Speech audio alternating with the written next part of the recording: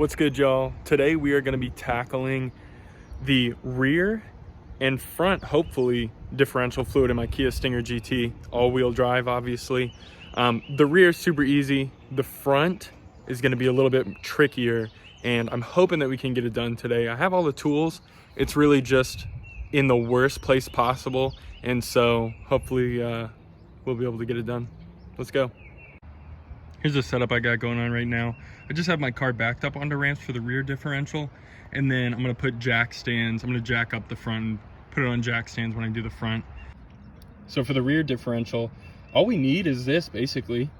Just 1/4-inch ratchet with a 24mm socket on the end, and then here's what I'm gonna be putting in it. AMSOIL Severe Gear 75W90 gear oil in it.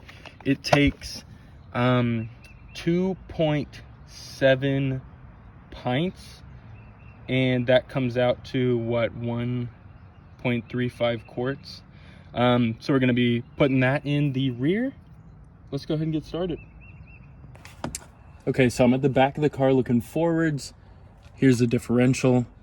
So at the very bottom is the drain plug, 24mm, and then right to the left on the driver's side there is the fill plug.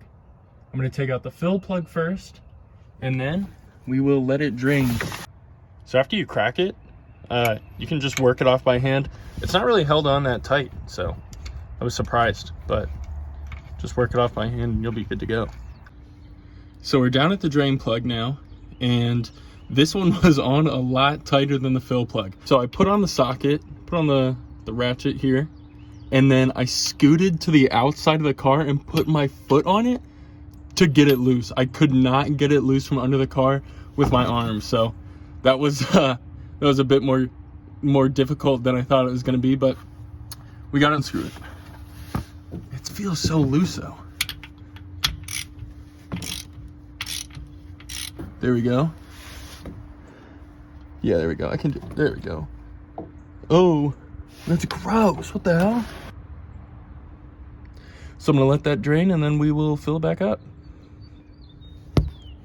So while that's finishing up draining, I'm gonna come out here and just wanted to see what kind of stuff we have on the drain plug.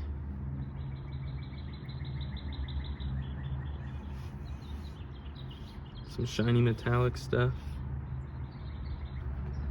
I'm the second owner of this car, and from the service records, nothing in there says that they changed the diff fluid, and the car now has 64,000 miles on it. I thought it was gonna be worse. It's not too bad. There are these little copper seals that come on both the drain and fill plug. You can see on my finger here, it got some of the metallic stuff. I'll show you the part number to these guys.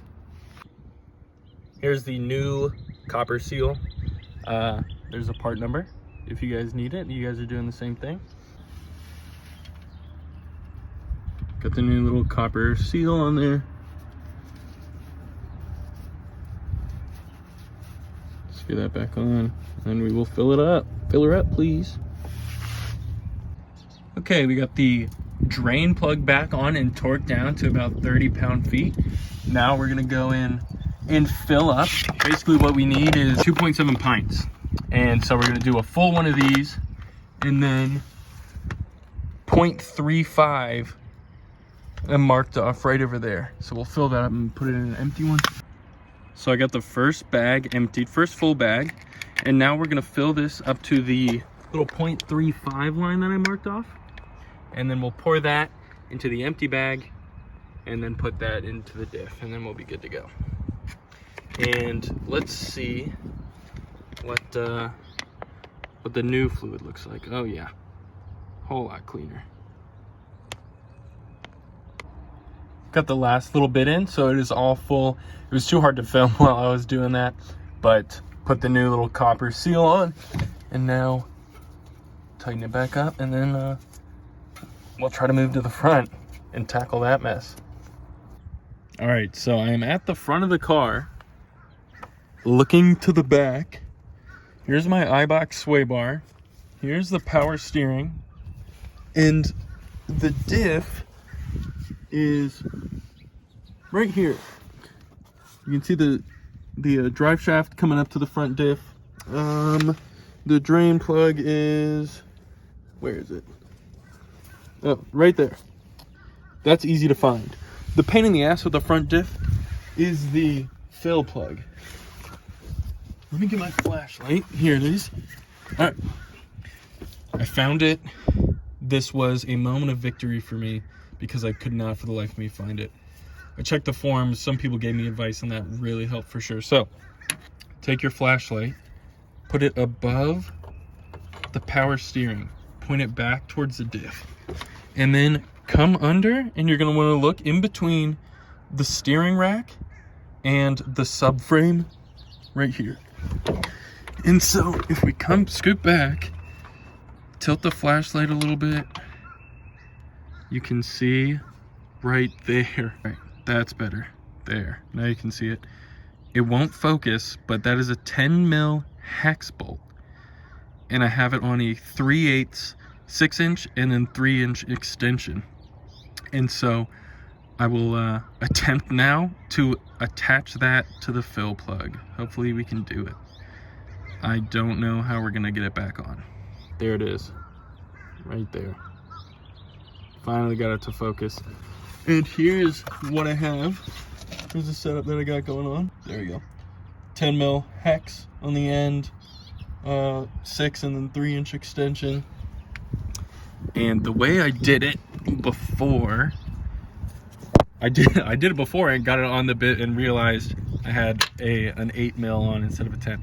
So the way I did this before, damn it, I'm gonna need 2 hands, but basically I moved it sideways in between the oil filter here and the sway bar, and then I rotated it towards the back of the car and just fiddled with it until I got it on. I'll show you the final product, but that's a procedure.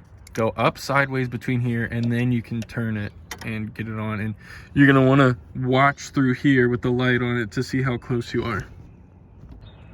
Okay, so I've got it on there. There's a flashlight. There's the extensions of the hex bit on the end. If you come, can I get it? You can see I got the hex bit in there, and we'll be able to get it off. My concern is getting it back on. I'm not sure how we're gonna do that. I'm gonna do it anyway. I'll figure it out. I'll show you guys. Here we go. Okay, so we got the bolt off right here, and it was a pain in the ass. You can see I dropped the copper seal. I also dropped the bolt right on top of the subframe. Had to use a little magnet on a stick right here, one of the extendable magnets, from over here all the way over here, and then pulled it out this way. So I have no idea how I'm gonna get it back on. I have it off, but you know, don't really have a choice now. I'm gonna have to get it back on. So I'm gonna go ahead, drain it, fill it up, and then we will tackle the mission of putting the fill plug back on. All right, so the front diff requires 1.5 pints or 0.75 quarts. I marked it up and went just above it because I've got to assume that some is going to get left in here. So I'm going to fill this up with the measured diff fluid, and we'll go ahead and put it in. We'll drain it first and then put it in. I also have this tube that I'm going to cut to length so I can just do it from outside. All right, here we go. Hopefully I don't get this everywhere. And I'm getting it everywhere. Same color as the rear, looks like. Cool. Well, the rest of that's draining. Go ahead and look at this drain plug. You can definitely see some little metallic shavings on there. Wow. Difference. Cool. Glad I'm doing this. Like a lot of stuff with preventative maintenance, it's just provides peace of mind. This is actually past due. I think they recommend doing differentials at So in the owner's manual at 40,000 miles, it says to inspect the diff fluid if you do not have a limited slip. If you do have a limited slip, it wants you to replace it. And then you do the same at 80,000 miles. Inspect if you don't have an LSD, replace if you do. You can see it going into the fill hole right there. Yeah, right up there. So I'm gonna put the AMSoil bag on my end of the tube and then just feed it in there until it's gone. We are so close to being done. I filled it up, and what I would recommend is getting the tubing like I did and running it up out the top of the engine bay. It is so much easier to do it from up there than under the car where there's not a lot of room. I was worried that the fill plug wouldn't stay on the end of the extension, so what I did is I just put a little bit of hot glue in the actual hex bolt and hot glued it to the end of the bit so that it would stay on and wouldn't fall off as I'm maneuvering it through the engine bay. So now we will just screw it all the way in and then we'll be good to go. Finally, this was such a pain in the ass. If I had to do it again, it wouldn't take me as long, but I would certainly not want to do it again. Good experience though.